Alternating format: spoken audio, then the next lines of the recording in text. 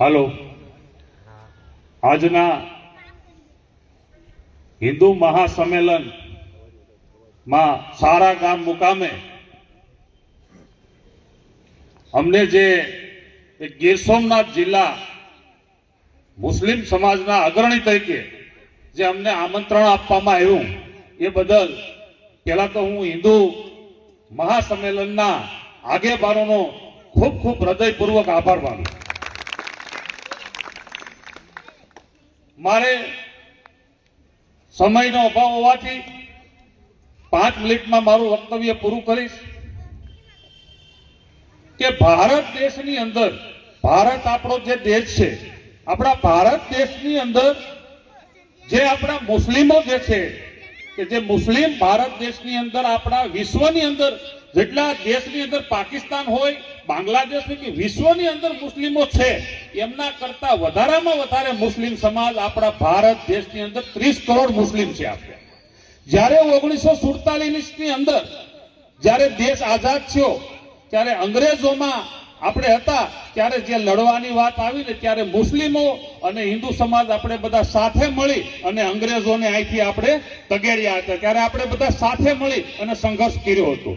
પણ કોકની સત્તાના મોહમાં કે ભાઈ વડાપ્રધાન મારે બનવું છે, મોહમ્મદ અલી જીણા કે મારે પાકિસ્તાન અલગ જોઈએ છે અને તેણે પાકિસ્તાન અલગ કર્યું અને 71 માં બાંગ્લાદેશ અલગ થયું. આજે જો આપણે ભેગા હોત ને તો આપણે મહાસત્તા આપણી હોત, આજે આપણા ભારત દેશની મહાસત્તા હોત.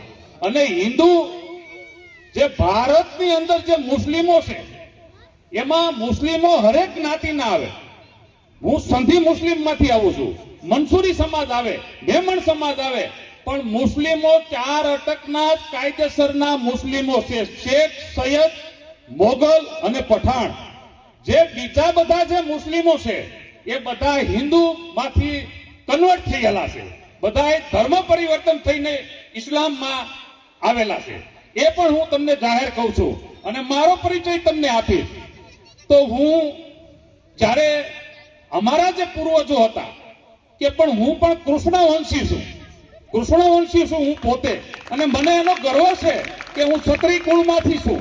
પણ આજે મારો ધર્મ મુસ્લિમમાં હું છું, પણ મારા જે દાદાઓ જે છે એ કૃષ્ણ ભગવાન જે છે એના વંશજ અમે છીએ.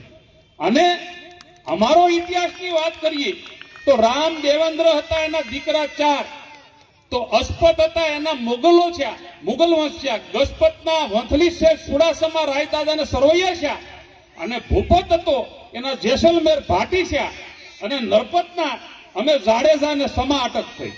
અમે જાડેજા છે, હું જાડેજા વંશમાંથી આવું છું. જાડેજા વંશ તરીકે દેદાજી, ગજણજી, ઓઢાજી ને હોથીજી અમે ઉનળજામ છીએ, પણ અમે ઉનળજામ હોથી પુત્રા છીએ. આજે પણ તમને હું એમ કહું છું કે કચ્છમાંથી જે કરણી સેના ત્યાંથી માં આશાપુરા માયાથી નીકળી ત્યારે અમે ઉમેજની અંદર અમારા 250 ઘર છે કે જ્યારે અમે જામ સાહેબની ભેગા જામનગરથી અમે કચ્છમાંથી ચીંધમાં કચ્છમાં આવ્યા, કચ્છમાંથી અમે જામનગરમાં જામ સાહેબ ભેગા આવ્યા, જામ સાહેબમાંથી નવાબી શાસનમાં જે કોઈ ગામની અંદર જે કોઈ વાણિયા મહાજનનું ઉમેશ ગામ હતું અને એવું કીધું કે ભાઈ તમે આ ઘોડાઓને લઈને તમે જે આવ્યા છો તો આ આમાં ગામની રખેવાળી કરો તો તમને 2000 વીઘા જમીન આપી. આજે 400 વર્ષથી ઉમેશ ગામની અંદર અમે લોકો અહીંયા સ્થાયી છીએ. આજે અમારા અહીંયા 200 ઘર છે. અને ઉમેશ ગામ ઉનળજામનો 2000 આપણા અક્ષરધામની અંદર આતંકવાદી હુમલો થયો, એની અંદર અમારા કાકાના દીકરા વીર શહીદ અલારખા આતંકવાદીઓની સામે સાથીએ લડી અને શહીદી ઓરી અમારા ઉમેજના અલારખા વીર શહીદ અલારખા. આજે પણ ઉમેજ ગામની અંદર એસપી સાહેબના જે જિલ્લા લેવલનો પ્રોગ્રામ અમારા ઉમેજમાં થાય છે.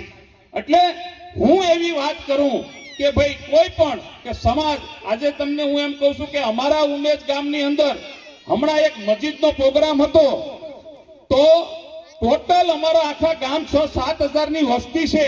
તો અમે બધા ગુપ્ત પ્રયાગથી વિવેકાનંદ બાપુ આવ્યા અને અમે બધા સાથે બધાએ આખું આયોજન કર્યું. શંકર બાપાનું કામ હોય મંદિરનું, હનુમાન બાપાનું જે મંદિરનું ભર્યું કર્યું હોય, તો અમે મુસ્લિમ સમાજ બધા સાથે મળી અને ગામ ધવાડા બંધ અમારા ઉમેજમાં અમે આવા એકતાથી રહીએ છીએ, નહીં કે કોઈ કટ્ટરપંથી. જે હું એક વાત કરું છું કે મુસ્લિમ તરીકે આ દેશના આપણે નાગરિક છીએ, આ દેશ માટે આપણે માથા દેવા પડે તો આપણે ભારતીય છીએ. અમારા જે મોહમ્મદ પૈગંબર સાહેબે કીધું છે કે આ દેશની અંદર તમે આ દેશનું પાણી પીવો છો, આ દેશના અન્ન ખાવશો, અને આજે તમને હું એમ કહું ભારત પાકિસ્તાનની મેચ હોય અને તમે કોઈ પાકિસ્તાનની વફાદારી કરો તો એને હું મુસ્લિમોને ગદ્દાર કહું છું. આ દેશના વફાદાર આપણે છીએ, આ ભારતીયના વફાદાર છીએ, આ ભારત દેશના આપણે સપૂત છીએ. એટલે મારું કહેવાનો ભાવાર્થ એ છે કે જ્યારે દેશ આઝાદ થયો 1947 ની અંદર, ત્યારે આપણને કહેવામાં આવ્યું કે ભાઈ પાકિસ્તાન અલગ થયું છે અને તમે લોકો મુસ્લિમો અહીંથી જઈ શકો છો.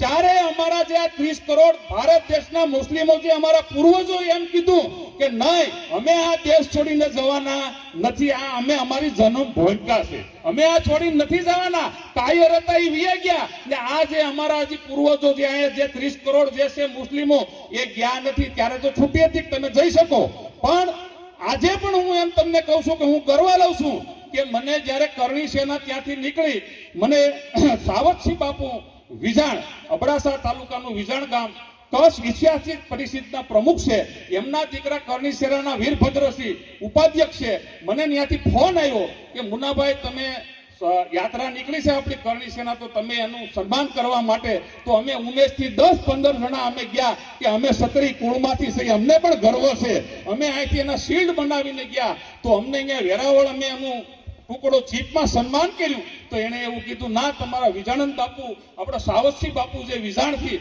તમે એના મિત્ર છો, મુન્નાભાઈ તમે સોમનાથ દાદાએ આવો. અમે સોમનાથ દાદાએ ગયા, આ યાત્રાઓ પૂર્ણ કરી.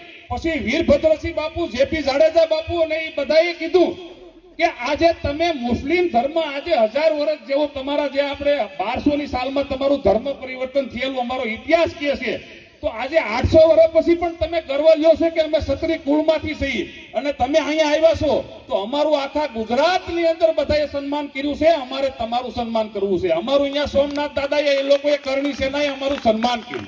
અને આજે પણ હું એમ કહું છું કે સ્વાધ્યાય પરિવારની અંદર જે ઉમેદની અંદર તમને કોઈ સ્વાધ્યાય ફેરીવાળા ભાવ ફેરી માટે આવે, ભાવ ફેરી માટે તમને પણ જાણો છો, ત્યારે અમારા ગામના હું બહાર હોય કોઈ પ્રસંગ બાદ હોય તો એ લોકો એમ કહે કે આ ગામના મુન્નાભાઈ કોણ છે, અમારે એમની સાથે સત્સંગ કરવો છે. ત્યારે હું બહાર હોય તો હું મારી ક્યારેય કોઈથી ભાવ ફેરી વાળા આવ્યા મારી પાસે અડધી કલાક બેસે, મારી સાથે સત્સંગ કરે અને એને બહુ મજા આવે. અને જ્યારે દીદી હતા ને ત્યાં કીધું કે ભાઈ આપણે એક મુન્નાભાઈ તમારા ડેલામાં મોટો પ્રોગ્રામ કરવો છે સ્વાધ્યાયનો, ત્યારે એ સ્વાધ્યાયનો પ્રોગ્રામ કર્યો.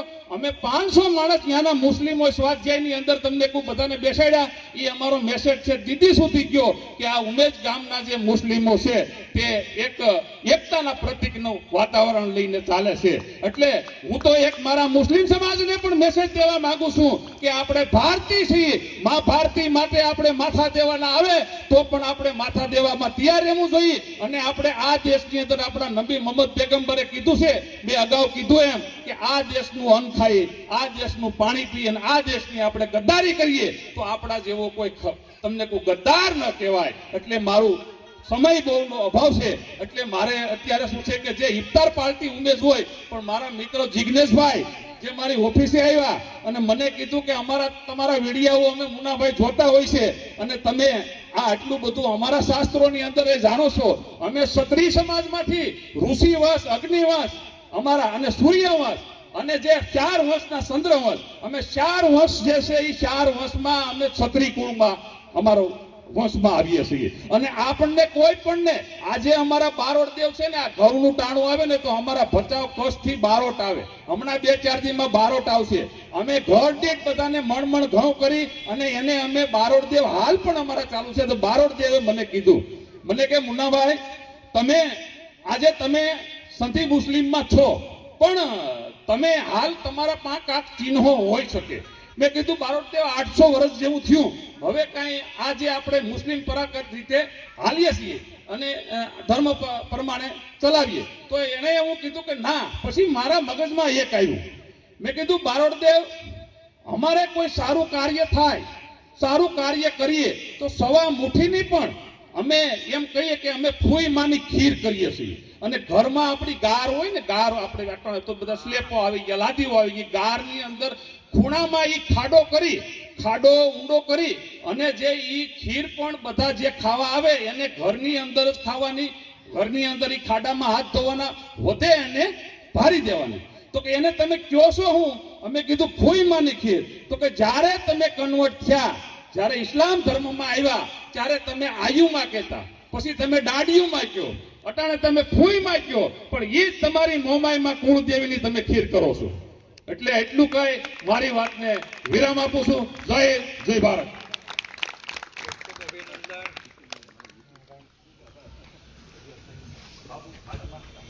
ખૂબ ખૂબ ખૂબ આભાર.